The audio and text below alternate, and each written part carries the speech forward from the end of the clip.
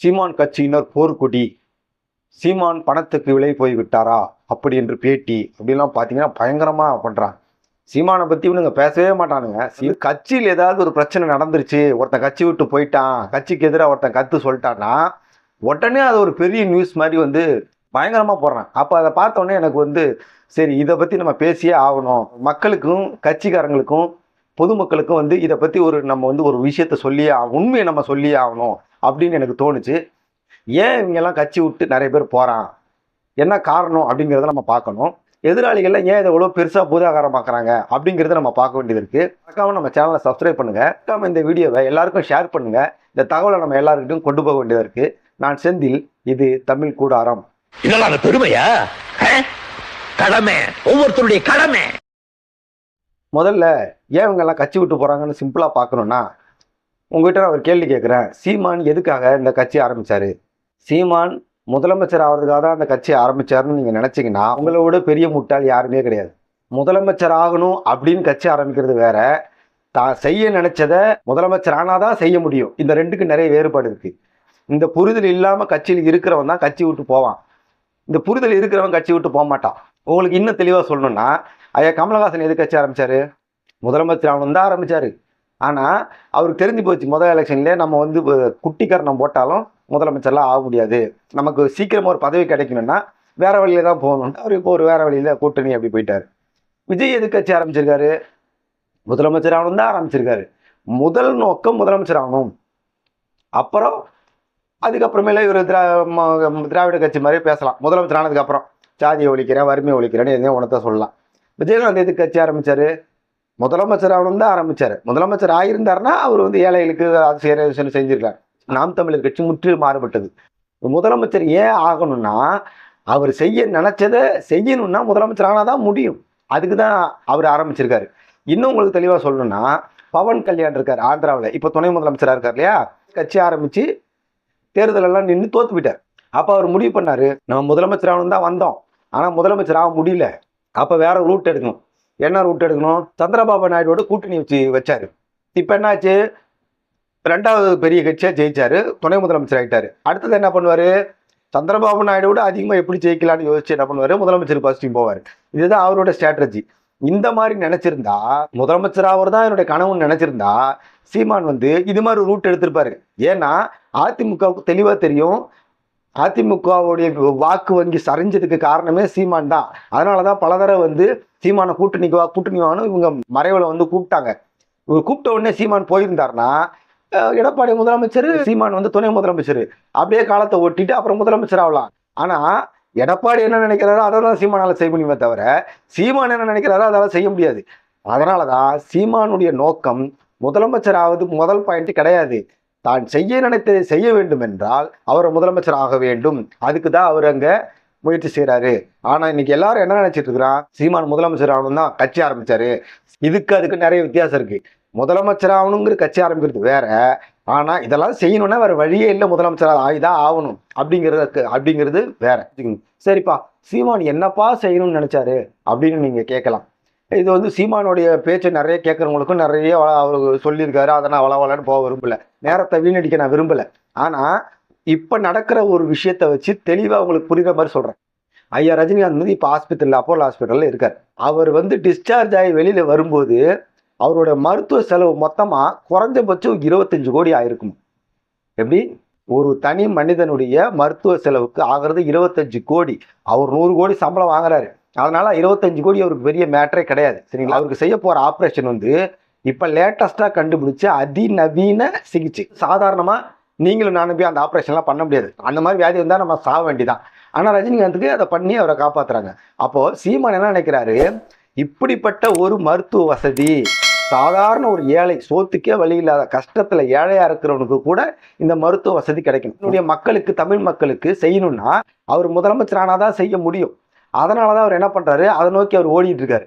ஆனால் இந்த கட்சி விட்டு போனவன்லாம் என்ன நினைக்கிறான்னா, இவர் முதலமைச்சர் ஆகிறதுக்காக தான் இவ்வளோ வேலையும் பண்ணிட்டு இருக்காரு, அதுதான் அவர் முதல் நோக்கம் அப்படின்னு நினைக்கிறான். அது கிடையவே கிடையாது. அப்படி நினைக்கிறவன் தான் அவனுக்கு ஒரு பொறுப்பு கொடுத்தான்னா, ஒரு மாவட்ட செயலாளர், ஒரு வட்ட செயலாளர், இது மாதிரி கொடுத்த உடனே அவன் என்ன பண்ணுறான், அந்த பதவி பெருசாக நினைக்கிறான். அந்த பதவிக்காகவே எல்லாமே செய்ய ஆரம்பிக்கிறான். அந்த பதவிக்காகவே அடுத்தவனை உள்ளே வர விட மாட்டான். அப்போ என்ன பண்ணுது, மேலிடம் என்ன பண்ணுது, அவனுக்கு கொடுக்கப்பட்ட பொறுப்பை வந்து எடுத்துட்டு வேற ஒருத்தருக்கு கொடுக்குறாங்க. இதை அவங்களால தாங்கிக்க முடியல. உடனே என்ன பண்ணுறான், வெளியில் வந்து சீமான் பணத்துக்கு விலை போய்விட்டோம், சீமான் வந்து உழைப்பை மதிக்கலை, நாங்கள் போஸ்டர் ஓட்டணும், நாங்கள் வந்து அதை பண்ணோம் இதை பண்ணோம் கை காசு போட்டு பண்ணோம், ஆனால் கடைசியில் எங்களுக்கு மரியாதையே இல்லை அப்படின்னு. முதல்ல உங்களுக்கு நான் ஒரு தெளிவாக விஷயம் சொல்கிறேன். நீங்கள் வந்து ஒரு தோட்டத்தில் வேலை செய்கிறீங்க.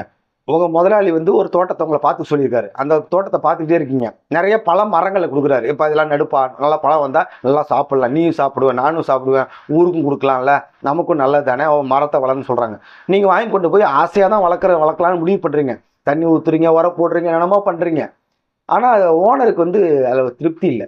அது நினச்ச அளவுக்கு அது வந்து காய் கொடுக்கல, பயிர் வளரல. அப்போ ஓனர் என்ன நினைப்பாரு, அப்பா நீ வந்து 2வது இடத்துல இரு, முதல் இடத்துக்கு நான் வேற ஒருத்தனை போடுறேன், அவனுக்கு வந்து நிறைய டெக்னிக்லாம் தெரியும், அவன் பண்ணுவான்னு நினைக்கிறேன், அதனால அவன் பண்ணட்டும் அப்படின்னு அவர் கொடுக்குறாரு. அப்போ 2வது இடத்துக்கு வந்த உடனே உண்மையிலேயே இந்த தோட்டம் நல்லா இருக்கணும், நம்ம முதலாளி நல்லா இருக்கணும், இந்த பழம் எல்லாருக்கும் பலன் கொடுக்கும், அந்த பழம் வந்தால் எனக்கும் தானே கிடைக்க போகுது, என் பிள்ளைங்களுக்கு தானே கிடைக்க போகுது அப்படி நினைக்கிறவன் என்ன பண்ணுவான், 2வது இடத்துக்கு வந்தாலும் முதல்ல எப்படி வேலை செஞ்சானா அதே மாதிரி செய்வான். மரம் வளர்ந்து பழம் வரணுங்கிற முக்கியம் இல்லை, இப்போ அவன் முதல் இடத்துல இருக்கணும், அதான் முக்கியம். இப்போ அவன் அந்த இடத்துக்கு போயிட்டானா அவன் 2வது இடத்துக்கு போக மாட்டான். நான் இருந்தால் முதல் இடத்துல தான் இருப்பேன், இல்லைன்னா நான் தோட்டத்தை விட்டு வெளில போகிறேன்.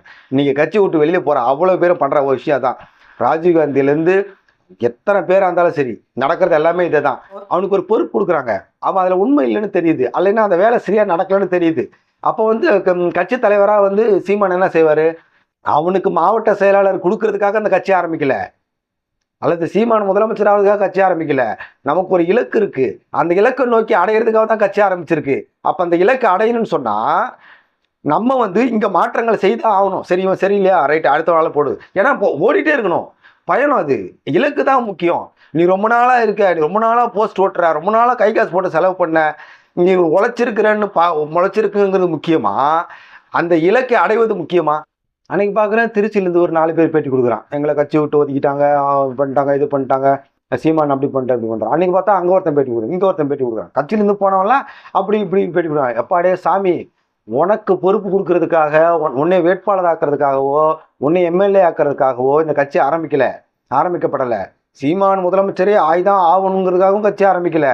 நிறைய விஷயங்கள் இந்த தமிழ் சமுதாயத்துக்கு செய்ய வேண்டியது இருக்கு. நிறைய அழுக்கு இந்த திராவிட கட்சிகள் கொண்டு வந்து குமிச்சிருக்கு.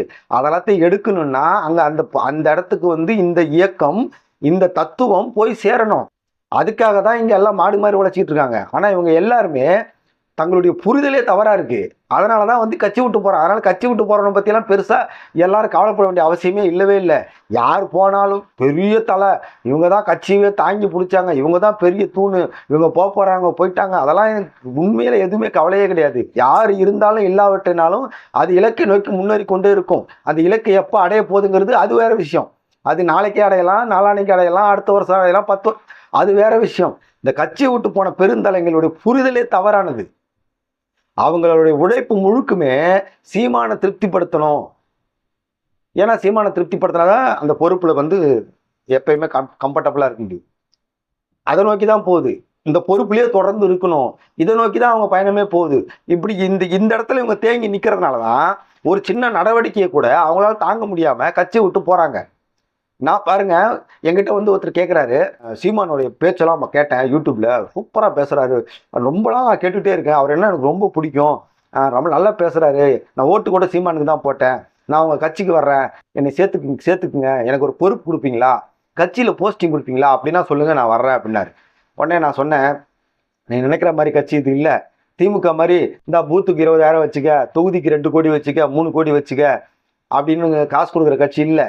இது வந்து இங்கே வந்தீங்கன்னா கஷ்டமும் கவலையுமாக தான் இருக்கும். காசு அங்கங்கே பரட்டி போட்டு அதை இது பண்ணுற மாதிரி தான் இருக்கும்.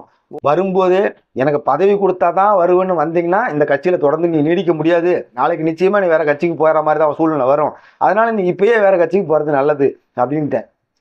இது மாதிரி நிறைய பேர் சொல்லுவாங்களான்னு தெரியாது, ஆனால் நான் அப்படி தான் சொன்னேன். இதை வந்து ஒரு நாம் தமிழர் கட்சியில் ஒரு பெரிய பொறுப்பில் இருக்கிறவர்கிட்ட நான் சொன்னேன். அவர் உடனே என்னன்னாரு, ஏன் தம்பி இப்படி சொன்னீங்க, நம்ம கட்சியிலே பொறுப்பாளர்கள் கம்மியாக இருக்காங்க, ஆள் கிடைக்க மாட்டுறாங்க, யாரோ ஒன்று கழுதையோ குதிரையோ உள்ளே தூக்கி போட வேண்டியதான், செய்கிற வரைக்கும் செய்யட்டும், அப்புறம் பார்த்துக்கலாம் அப்படின்னாரு. நான் சொன்னேன், இதில் எனக்கு உடன்பாடு இல்லை. உள்ளே வரும்போது இந்த தத்துவம் எனக்கு ரொம்ப பிடிச்சிருக்கு, இந்த இயக்கம் வந்து ஆட்சிக்கு வந்தால் தான் இந்த நாடு உருப்பிடும், இந்த ஊழல் இல்லாமல் இருக்கும், எல்லாருக்கும் மருத்துவ வசதி கிடைக்கும். மீனவனை ஒருத்தரும் தொடமாட்டான், மீனவனை தொடறதுக்கு பயப்படுவான். சரியா? எல்லாருக்கும் டாக்டர் படிப்பு வரைக்கும் இலவசமாக கல்வி கிடைக்கும். என் பிள்ளைங்க நல்லா இருக்கும், தாதுமணல் எவனும் விற்க மாட்டான், இயற்கை வளங்கள் சுரண்டப்படாது, இப்படி என் மண் வந்து நல்லா இருக்கணும், என் மக்கள் நல்லா இருக்கணும் அப்படின்னு நினைக்கிறவன் தான் இதெல்லாம் நடக்கணும்னா இந்த கட்சி ஆட்சிக்கு வந்தாகணும் அப்படின்னு நினைக்கிறவன் தான் இந்த கட்சியில் வந்து தொடர்ந்து பயணிக்க முடியும். வரும்போதே எனக்கு பதவி கொடுத்தா தான் வருவேன்னு சொல்கிறவன் வந்து நிச்சயமாக சரிப்பட்டு வர மாட்டான். இதில் எனக்கு உடன்பாடு இல்லை அப்படின்னு சொல்லி அவர்கிட்ட நான் சொன்னேன். அவர் என்னை மேலங்கிலையும் பார்த்தாரு. கடைசியாக ஒரு விஷயம் சொல்ல விரும்புகிறேன். புதுசாக கட்சிக்கு யாராவது வர விரும்பினாலோ அல்லது புதுசாக கட்சிக்கு வந்திருக்கிறவங்களோ அவங்களுக்கு முக்கியமாக சொல்கிற விஷயம் என்னென்னா, நாம் தமிழர் கட்சிக்கு போனால் பதவி கிடைக்கும், ஒரு ஒன்றிய செயலாளர் பதவி கிடைக்கும், ஒரு வட்ட செயலாளர் பதவி கிடைக்கும், அட்லீஸ்ட் ஒரு கிளை செயலாளர் பதவியாவது கிடைக்கும் அப்படிங்கிற நினப்போடு யாராவது இருந்தீங்கன்னா நீங்கள் சீமானுக்கு ஓட்டு மட்டும் போட்டால் போதும். நீங்கள் கட்சிக்கு வருவது பயனற்றது, அது வந்து பிரச்சனையை தான் உண்டு பண்ணும். அடுத்தது, கட்சியில் இருக்கிற அன்பு சகோதரர்களுக்கு நான் சொல்கிற விஷயம் என்னன்னா, ஒரே ஒரு நிமிஷம் உங்கள் மனசை பார்த்து நீங்கள் ஒரு கேள்வி கேளுங்க. என்னன்னா, இப்போ நீங்கள் இருக்கிற அந்த பொறுப்பு இருக்கு இல்லையா, பொறுப்பில் இருக்கவங்களுக்கு சொல்கிறேன், பொறுப்பு இருக்கு இல்லையா, இந்த பொறுப்பை ஒருவேளை இன்றைக்கே உங்களை விட்டு எடுத்துட்டா இதே மாதிரி உங்களால் கட்சிக்காக வேலை செய்ய முடியுமா, முடியாதா? முடியாது அப்படின்னு தோணிருச்சுன்னா இப்பயே நீங்கள் திமுகவிலையோ அதிமுக ஏதோ ஒரு கட்சியில் சேர்றது நல்லது. இல்லை, இந்த கட்சி பதவி இருந்தாலும் இல்லைன்னாலும் இந்த இராணுவத்தில் என்னால் வந்து நான் நிற்பேன், இந்த மக்களுக்காகவும் இந்த மண்ணுக்காகவும் நான் நின்று தான் ஆகணும் அப்படின்னு நினச்சிங்கன்னா இப்போ இருக்கிற பொறுப்பில் நீங்கள் வந்து வேலை செய்யுங்க. ஏன்னா ஒரு பெரிய போர் நடந்துகிட்டு இருக்குது. அங்கே ஒரு அந்த மன்னன் வந்து ஒரு தளபதியை நியமிக்கிறாரு. அந்த தளபதிக்காகவே அந்த நாடு கிடையாது, ஜெயிக்கணுங்கிறதா முக்கியம். தளபதி ரொம்ப நாளாக இருக்காரு, அவர் நமக்கு வேண்டியப்பட்டவர், அவர் இவ்வளோ அடி வாங்கியிருக்காரு, உத வாங்கியிருக்காரு, வெட்டு வாங்கியிருக்காரு, அதனால் அவர் எப்படி மாற்றுறது அப்படின்னுலாம் வந்து அந்த நேரத்தில் ஒரு மன்னனால் நினைக்க முடியாது. அந்த அந்த பந்தயத்தில் ஜெயிக்கணும் அப்படின்னா அடுத்தடுத்த நடவடிக்கைக்கு போய் தான் ஆகணும். இது பொறுப்பு போயிடுச்சு, பொறுப்பு இருக்குது அப்படிங்கிறதெல்லாம் அங்கே மேட்டரே கிடையவே கிடையாது. சரிங்களா? கடைசியாக இந்த திமுகவினரும் திராவிட கட்சியினரும் இந்த நாம் தமிழர் கட்சிக்கு எதிராக இருக்கிறவங்களும் இந்த கட்சியிலிருந்து ஏராளமான பேர் போகிற மாதிரியும் இந்த கட்சியே காலியாகிற மாதிரியும் ஒரு பிம்பத்தை உருவாக்க நினைக்கிறாங்க. அதுக்கு நம்ம விலை போயிடக்கூடாது. சீமானான பாஷையில் சொல்கிற மாதிரி இருந்தால் போகிறதெல்லாம் வெறும் கழிவு தான், அதனால் கட்சிக்கு எந்த பாதிப்பும் நடக்கவே நடக்காது, இந்த பயணம் தொடர்ந்து தொடரும். சரிங்களா? நான் கூட தான் வந்து ராஜீவ்காந்தி எல்லாம் போகும்போது ரொம்ப ஆச்சரியப்பட்டு ரொம்ப வருத்தப்பட்டேன். என்னடா இப்படி பேசியிருந்த மனுஷன் போயிட்டாரு, இனிமேல் கட்சி எப்படி முன்னாடி யார் கூட இருப்பா, யார் பேச்சாளராக இருப்பான்னு நினச்சேன். அதை விட பெரிய ஆளுங்களாம் வரலையா? போகிறவங்களாம் வெறும் கழிவுங்கிறத பொதுமக்களுக்கு சொல்ல வேண்டிய கடமை நமக்கு இருக்குது. சரிங்களா? போகிறவனால இந்த பயணம் தடைபடாதுங்கிறத நீங்களும் புரிஞ்சுக்கணும், மற்றவங்களுக்கும் புரிய வைக்கணும். அதுக்கு தான் இந்த முக்கியமாக இந்த வீடியோ. எதிர்காலத்தில் எத்தனையோ பேர் கட்சி விட்டு போகலாம், எத்தனையோ பேர் வரலாம், ஆனால் இந்த பயணம் தடைபடாது, நிச்சயம் ஜெயிக்கும், தமிழ் ஜெயிக்கும், இந்த தத்துவம் ஜெயிக்கும். நிச்சயமாக என்ன நோக்கத்துக்காக அண்ணன் சீமான் அவர்கள் இந்த கட்சியை ஆரம்பித்தாரோ அந்த நோக்கம் நிறைவேறும் வரை யார் இருந்தாலும் இல்லாவிட்டாலும் இந்த கட்சி நடக்கும் என்பதை மக்களுக்கு புரிய வைக்க வேண்டிய கடமை நமக்கு இருக்கிறது. இந்த கருத்துக்களை எல்லாருக்கிட்ட கொண்டு போங்க. மறக்காம நம்ம சேனலை சப்ஸ்கிரைப் பண்ணுங்க. மீண்டும் ஒரு நல்ல வீடியோவில் உங்களை சந்திக்கிறேன். நான் செந்தில். இது தமிழ் கூடாரம்.